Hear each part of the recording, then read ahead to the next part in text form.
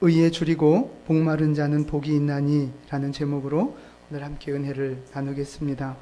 팔복의 말씀을 계속 살펴보고 있는데요. 오늘 이제 네 번째 말씀입니다. 의에 줄이고 목마른 자에게 복이 있다 말씀하고 계십니다. 이 의하면 여러분 어떤 것이 떠오르십니까? 그죠? 그 의로움, 정의로움, 올바름 이런 것들이 생각이 납니다. 근데 이 의로움에 굶주려 있다는 거예요. 목말라 있다는 거예요. 이게 무슨 뜻이냐면 뭔가 올바르지 못하고 뭔가 똑바르지 못하고 문제가 생겼다는 거예요. 그래서 그것이 다시 회복되어지기를 소망하는 것, 그것이 바로 의에 줄이고 목마른 상태라고 하는 것입니다. 그럼 이제 뭐가 올바르지 못하고 뭐가 문제가 생겼느냐 하는 것을 두 가지 면에서 좀 살펴보려고 합니다. 의를 향한 굶주림은요, 첫 번째가 하나님을 향한 굶주림, 두 번째가 세상을 향해, 사람을 향해 굶주림, 이렇게 두 가지로 좀 이해할 수 있습니다. 먼저 우리 하나님을 향해 의에 줄이고 목마름에 대한 말씀을 좀 살펴보려고 합니다. 하나님을 향해서 의에 줄이고 목말랐다 하는 말은요, 하나님과의 관계 속에 뭔가 문제가 생겼다는 말입니다. 왜냐하면 하나님하고 아무 문제가 없으면 의로우신 하나님이 내 안에 충만하게 거하지 않겠어요? 그러면 의에 배부르고 의에 만족해하는 충만한 상태가 될 텐데 지금 그게 아니에요. 의에 줄이고 목말라 있다는 거예요. 그 말은 하나님과의 관계 속에 문제가 생겨서 내 안에 의가 없고 거룩함이 없고 그래서 목마르고 굶주려 있다 하는 말씀입니다. 지금 그런 상황이 된 거예요. 근데 여러분, 원래 우리 인간과 하나님과는 어떤 관계, 어떤 모습이었습니까? 그죠? 하나였고 이렇게 사랑을 나누는 관계였어요. 그 모습이 어디에 가장 잘 나와 있어요? 그죠? 창세기에 에덴 동산에 그 예수님과 하나님과 우리 인간의 관계가 가장 아름답게 나와 있어요. 가장 멋진 최고의 완벽한 동산을 만들어 놓으시고 그곳에서 인간에게 복을 주시며 인간과 함께 거니시고 동행하시면서 사랑을 나누는 그런 아름다운 관계의 모습을 에덴 동산에서 보여주고 계세요. 근데 이 아담과 하와가 선악과를 따먹으면서 그 관계가 깨진 거예요. 그래서 하나님이 아담을 찾아오시고 이 인간들을 다시 찾아오실 때 인간들의 반응을 한번 볼게요. 창세기 3장 10절 말씀입니다. 이르되 내가 동산에서 하나님의 소리를 듣고 내가 벗었으므로 두려워하여 숨었나이다. 아멘. 지금 아담이 뭐라고 얘기해요? 하나님을 보고 두렵다는, 벗은 데 초점 두지 마시고, 네, 두려워하는 것에 초점을 두세요. 두려워하고 있는 거예요, 하나님을. 지금 선악과를 따먹기 이전엔 어떤 관계예요? 함께 거닐고 사랑의 교제를 나누는 완전한 관계였단 말이에요. 근데 지금은 두려워하고 있는 거예요. 그래서 무서워서 피하고 있는 관계예요. 그러니까 관계가 선악과를 기준으로 깨져버린 것입니다. 이 하나님과의 깨진 관계를 이것이 다시 회복되어지기를 간절히 소망하며 갈망하는 모습, 그것이 바로 의에 굶주리고 목마른 모습이라고 하는 것입니다. 근데 여러분, 우리 안에 이 의에 줄이고 목마른 이 목마름이 있느냐 하는 것입니다. 하나님과의 깨진 관계를 회복하고 싶은 간절한 열망이 우리에게 있느냐 하는 것입니다. 여러분에게 이 목마름, 이 굶주림 있습니까? 없습니까? 있죠. 있어요. 우리의 영혼은 간절히 하나님을 갈망하고 있습니다. 근데 여러분, 이제 중요한 건 뭐냐면 우리의 영혼은 간절히 하나님을 갈망하는데 육신을 입고 있는 나는 그것에 대한 간절함이 별로 없다는데 문제가 있는 거예요. 여러분 안 그렇습니까? 지금 여러분에게 당장 간절한 것이 무엇입니까? 제일 간절한 게 뭐예요? 얘기해 보세요. 돈에 목마르고 굶주려 있지 않습니까? 건강에 굶주려 있고 또 뭐예요? 집? 세상에서 성공하고 세상에서 잘 나가기를 우리는 굶주려 있단 말이에요. 그걸 갈망하고 있어요.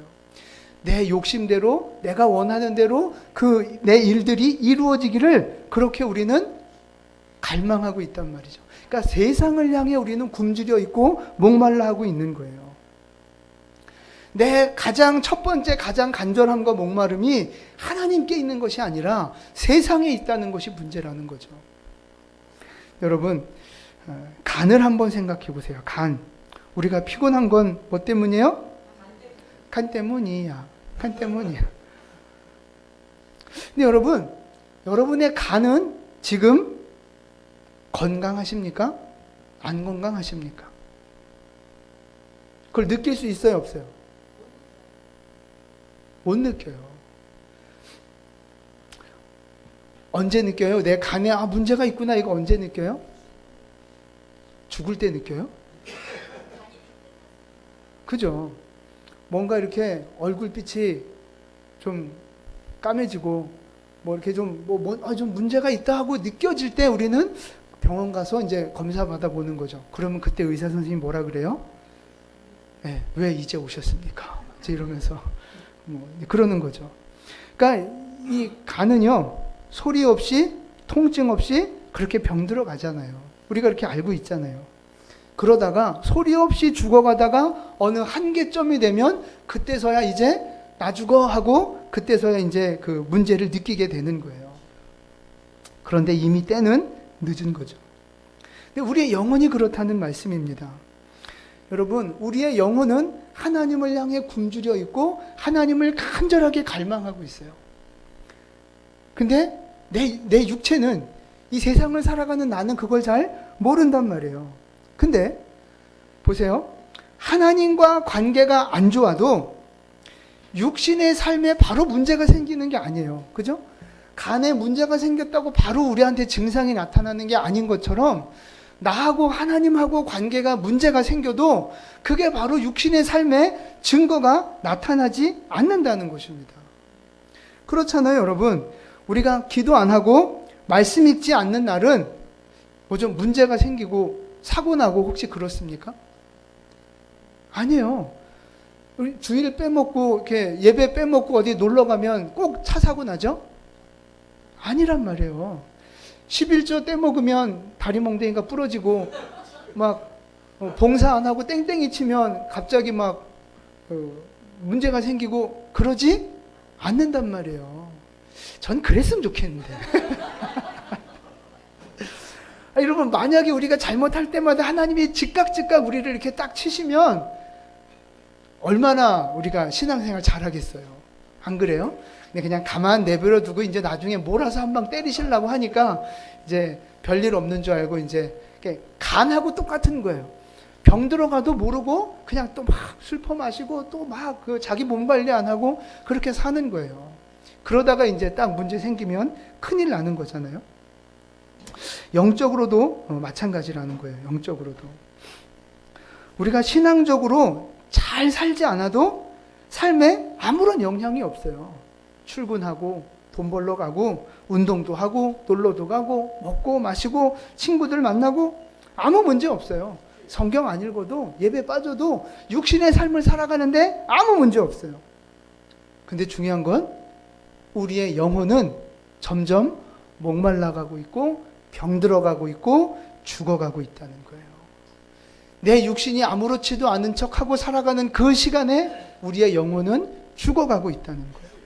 그래서 그걸 계속 놔두면 영혼도 죽고 육신도 망하고 다 망하는 것입니다. 그래서 여러분, 내 영혼이 목말라하고 굶주려 있다는 것을 깨닫는 것이 굉장히 중요한 거예요. 여러분의 영혼이 굶주려 있고 목말라하고 있다는 사실을 깨닫는 은혜가 있기를 축복합니다. 그럼 우리가 어떻게 할 수 있어요? 오늘 이제 간 얘기를 많이 하는데 우리 간이 나쁜지 안 나쁜지 우리는 못 느껴요. 근데 그거를 확인하는 방법이 있습니다. 어떻게 해요? 그죠? 검사를 하면 돼요. 뭐 초음파를 하든 피검사를 하든 뭐 검사를 하면 그게 나온단 말이에요.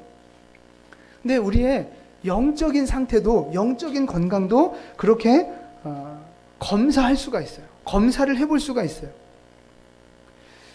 어떻게 검사할 수 있을까요?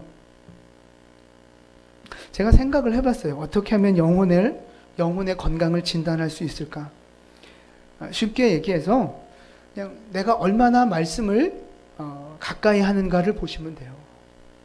내가 얼마나 기도 생활을 어떻게 하고 있는가, 그걸 보면 내 영혼의 건강이 진단이 되는 거예요. 내가 예배를 얼마나 소중하게 생각하고 예배하러 나오는 자세가 어떤지를 보시면 내 영혼의 건강이 진단이 된다는 것입니다. 뭐 이런 여러 가지 진단 방법이 있을 텐데 이 여러 가지를 한마디로 표현할 수 있는 방법이 있어요. 이 여러 가지 진단 방법을 한마디로 표현할 수 있는 표현이 있는데 그게 무엇이냐면요. 하나님은 몇 등이냐라고 하는 질문입니다. 하나님은 몇 등이냐? 내 인생에 있어서 하나님이 몇 등이냐 하는 거예요. 내 인생에 있어서 최우선순위가 무엇이냐? 내 인생의 최우선순위가 하나님이냐 세상이냐 하는 것입니다. 그 질문을 들이대면 우리의 영혼이 얼마나 건강한지를 알 수 있다는 것입니다. 여러분, 우리 인생에 중요한 것들이 참 많지 않습니까? 직장에 나가서 사업하고 돈 버는 거 참 중요하잖아요. 자식 교육하는 것도 중요하고 건강 챙기는 것도 중요하고 우리 학생들은 공부하는 것도 중요하고 사람들과 약속하고 그 약속을 지키는 거, 의리 지키는 거 다 중요하단 말이에요. 우리의 육신을 위해서 세상을 살아가는 거 참 중요한 거예요. 그런데 이 모든 것보다 더 중요하고 급한 거, 내 인생의 최고되는 우선순위가 무엇이냐 하는 것입니다. 그게 바로 하나님이어야 한다는 거예요. 돈 버는 일이 아니고 나 하고 싶은 거 하는 것이 아니고 하나님이 내 인생의 최우선순위에 있어야 한다는 거예요. 하나님이 내 삶의 최고 우선순위인데 기도하지 않는다? 이건 말이 안 되는 거예요. 하나님이 내 인생의 최고 우선순위에 있는데 내가 말씀을 멀리한다? 예배를 소홀하게 생각한다? 그건 말도 안 되는 거예요. 말장난인 거예요. 여러분, 우리가 밥을 굶으면 어떻게 됩니까? 뭐 죽을 만큼 굶으시면 안 되고 밥을 굶으면 배가 고파요. 뭐 한 끼 정도야 어떻게 지나갈 수 있지만 두 끼, 세 끼 뭐 이렇게 굶으면 어떻게 돼요? 성질이 더러워지죠. 밥 생각밖에 안 나요. 그렇죠? 밥 먹을 생각밖에 안 나요. 아무리 급한 일이 있어도 필요 없어요. 아무리 뭐 시험이 코앞에 닥쳐서 공부해야 돼도 필요 없어요. 밥을 세 끼, 네 끼 굶으면 일단 밥을 먹어야 돼요. 그래서 그런 명언이 생긴 거예요. 밥 먹고 합시다. 밥 먹고 합시다. 주사님 아침 식사 안 하셨군요. 네.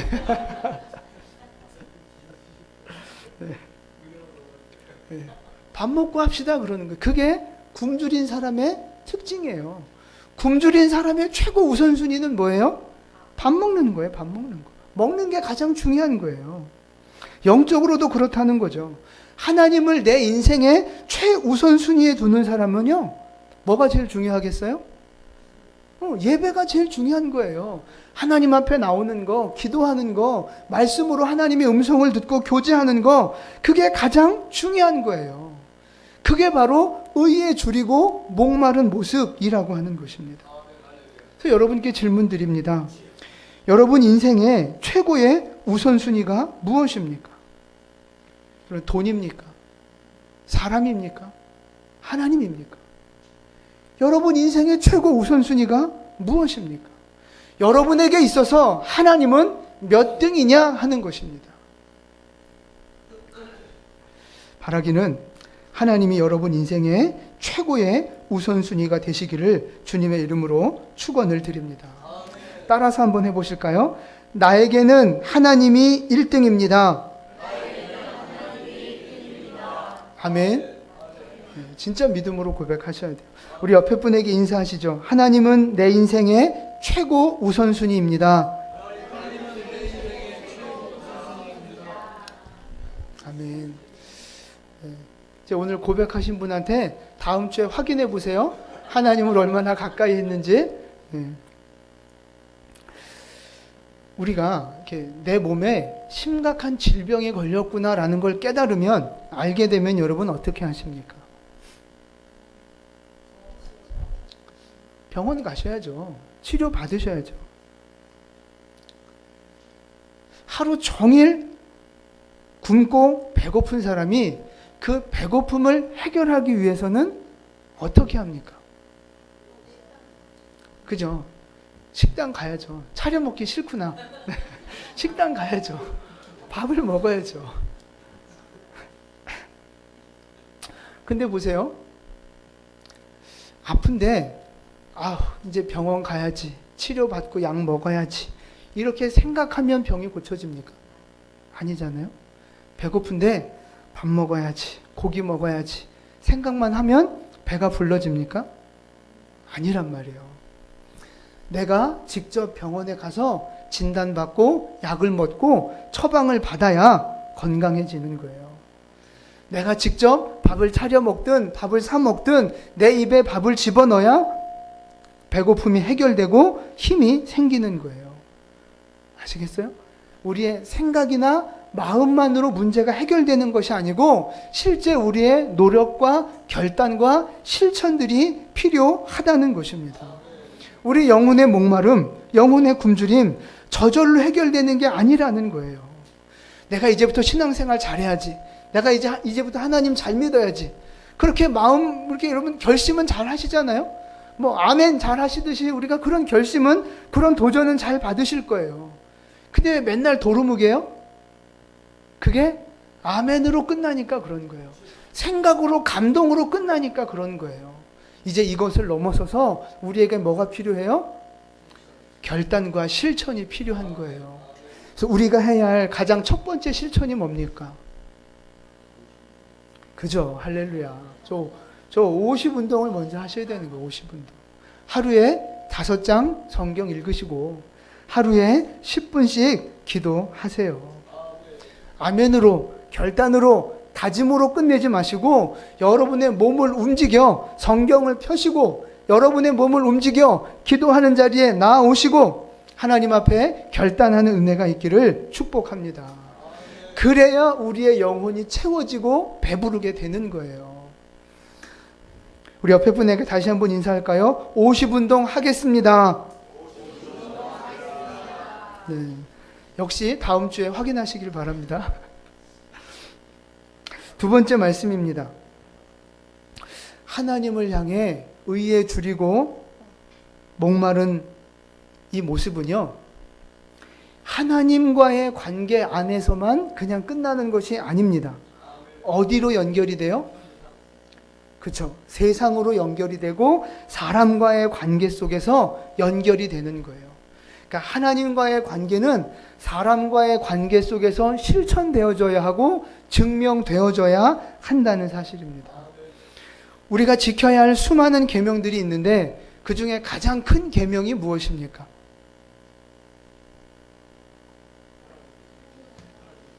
예. 네. 그죠? 용기 있게 얘기하세요. 하나님 사랑, 이웃 사랑이에요. 마태복음 22장 37절로 40절 말씀 우리 함께 봉독하겠습니다. 예수께서 이르시되 내 마음을 다하고 목숨을 다하고 뜻을 다하여 주 너의 하나님을 사랑하라 하셨으니 이것이 크고 첫째 되는 계명이요 둘째도 그와 같으니 내 이웃을 내 자신같이 사랑하라 하셨으니 이 두 계명이 온 율법과 선지자의 강령이니라. 아멘. 가장 첫 번째는 하나님을 사랑하는 거예요. 그다음에 두 번째는 이웃을 사랑하는 거예요. 하나님을 향한 사랑을 가지고 이웃에게 그 사랑을 실천하는 거예요. 이 두 계명이 모든 율법과 선지자의 핵심이라고 말씀하고 계세요. 그러니까 하나님과의 관계가 회복될수록 뭐가 좋아져야 돼요? 이웃과의 관계, 사람과의 관계가 회복되어져야 하는 것입니다. 믿음이 좋은 사람일수록, 믿음이 좋아질수록 사람하고의 관계가 좋아지는 거예요. 사람을 사랑할 수 있고, 섬길 수 있고, 배려할 수 있고, 존귀하게 여기는 그런 사람이 된다는 것입니다. 믿음이 좋은 사람, 그럼 기도 크게 하고, 방언하고, 맨날 기도하고, 물론 그것도 믿음이 좋지만, 거기에서 머무르는 건 반쪽 신앙이라는 거예요. 그 하나님을 향한 사랑과 열정과 헌신이 사람을 향한 섬김과 수고와 포용으로 나아가야 한다는 것입니다. 그러니까 하나님을 믿는다 하면서 사람에게 선을 베풀지 않고 덕을 끼치지 않고 그 사람의 인격을 무시하고 사랑하지 않으면 그건 올바른 믿음이 아니라는 것입니다. 하나님을 사랑하는 것만큼 사람을 사랑하고 존귀히 여길 수 있어야 하는 거예요. 마태복음 5장 23절과 24절 말씀 함께 봉독합니다.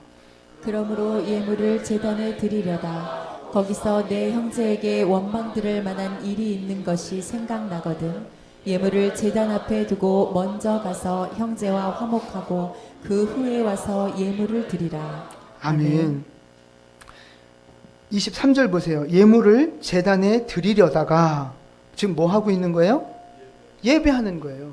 예배하려고 딱 주님 앞에 나왔는데 예물 드리려고 딱 했는데 뭐가 생각나요? 형제한테 내가 뭔가 잘못해서 아이고 저 사람이 나 때문에 상처받았구나. 저 사람이 나를 원망하지 않을까? 어떤 이런 내 실수한 잘못이 딱 생각나면 어떻게 하라고요? 예물을 일단 거기 놔두고 먼저 형제한테 가서 화목하고 오라는 거예요. 여러분, 예배가 먼저예요? 화목이 먼저예요? 화목이 먼저예요. 우리는 착각한단 말이에요. 예배가 먼저인 줄, 하나님만 잘 믿으면 나머지는 다 되는 줄 아는데 그게 아니라는 말씀이에요. 하나님은 예배를 멈추고라도 먼저 가서 사람하고 화목하고 용서를 빌고 오라고 말씀하고 계시는 거예요. 그러니까 하나님은 사람끼리 화목하는 것을 예배만큼이나 중요하게 생각하고 계신다는 것입니다. 그래서 여러분, 하나님과의 관계를 우리가 회복해 가듯이 사람과의 관계를 회복해 가는 여러분 되시기를 축복합니다. 이렇게 사람과의 깨어진 관계들이 있을 거란 말이에요. 그 관계를 회복해야지, 그 관계를 회복해야 한다는 어떤 열망, 간절함, 그것이 바로 우리가 사람을 향해 의에 줄이고 목마른 모습이라고 하는 것입니다. 근데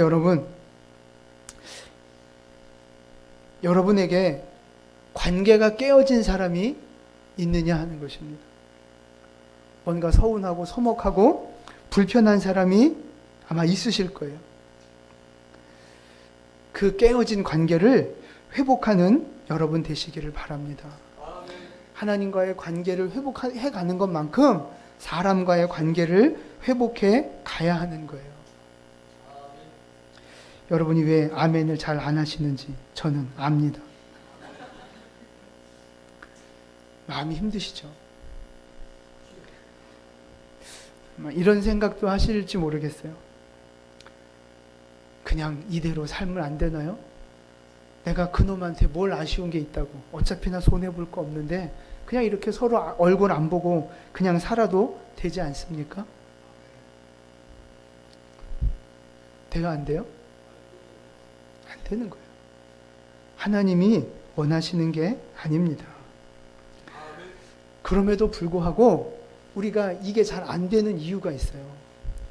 용서가 잘 안 되고 화해가 잘 안 되는 이유가 있습니다. 제가 보니까 이 용서에 대해서 우리가 오해하고 있는 부분들이 있어요. 자, 제가 몇 가지, 한 4가지 정도 말씀을 드릴 텐데, 이게 맞는 말인지 틀리는 말인지를 한번 맞춰보세요. 용서에 관해서 우리가 오해하고 있는 부분들이에요. 자, 첫 번째. 용서를 하려고 하는데 화가 난다면 내가 잘못된 것이다. 맞아요, 틀려요? 용서를 하려고 하는데 내 안에 그 인간을 향한 화가 자꾸 올라와요. 맞아요, 틀려요? 아니, 그러니까 화가 올라오는 게 내 안에 화가 올라와요 이 얘기가 아니고 그 화가 올라오는 것이 옳으냐 틀린 것이냐 묻는 거예요. 왔다 갔다 하지 마세요.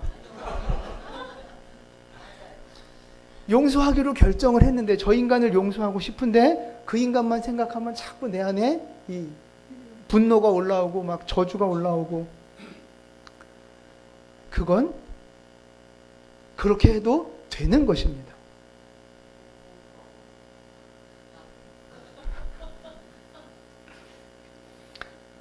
잘 들으세요. 상처를 받고 괴롭힘을 당하고 어려움을 겪었는데 분노의 감정이 안 올라온다는 건 말이 안 되는 거예요. 인격을 가진 사람으로서. 그러니까 상처를 받고 고난을 받았으면 화가 나는 것은 당연하다는 것입니다. 그러니까 이 용서하려고 하지만 자꾸 화가 나는 거, 그것조차도 사실은 용서의 과정이라는 거예요. 용서의 과정. 화가 올라오니까 나는 용서 못하겠어, 용서가 안 돼, 이게 아니고요. 그 분노의 감정조차도 용서의 과정이기 때문에 분노가 올라오고 화가 난다 할지라도 우리는 용서를 향해 나아가야 한다는 것입니다. 그러니까 막 화가 올라온다고 해서 나는 안 되겠구나 이게 아니고 과정이라고 생각하시고 포기하지 마시기를 바랍니다. 두 번째, 용서는 빨리 해야 한다. 맞아요, 틀려요? 틀립니다.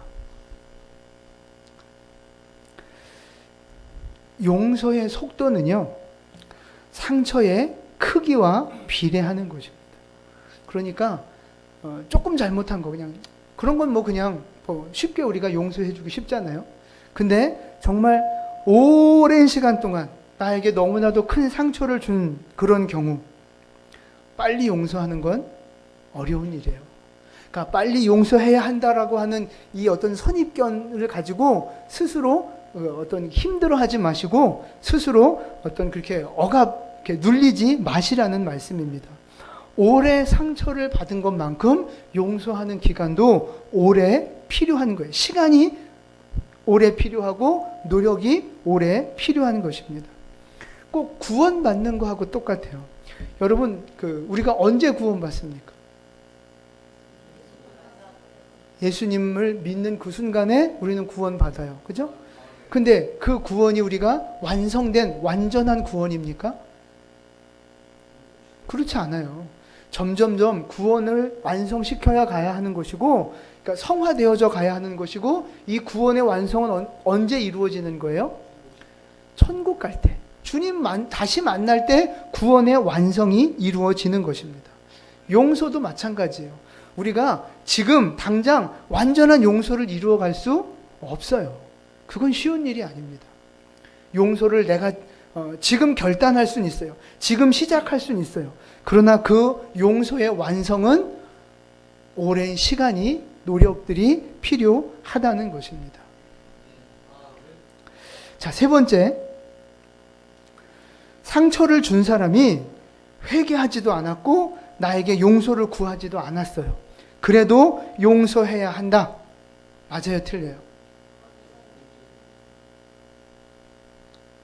정답은 맞습니다.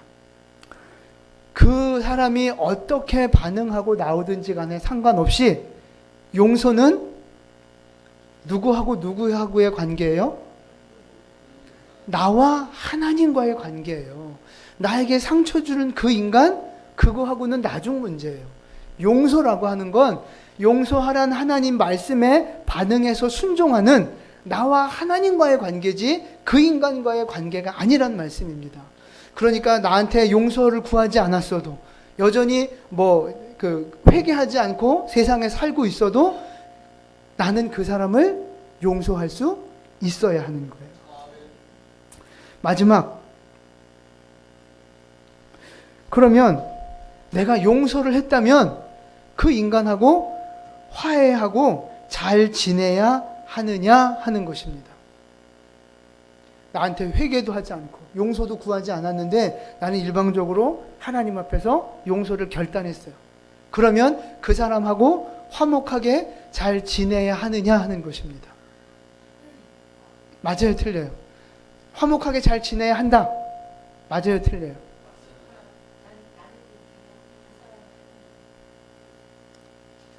그래요? 정답은 거짓입니다.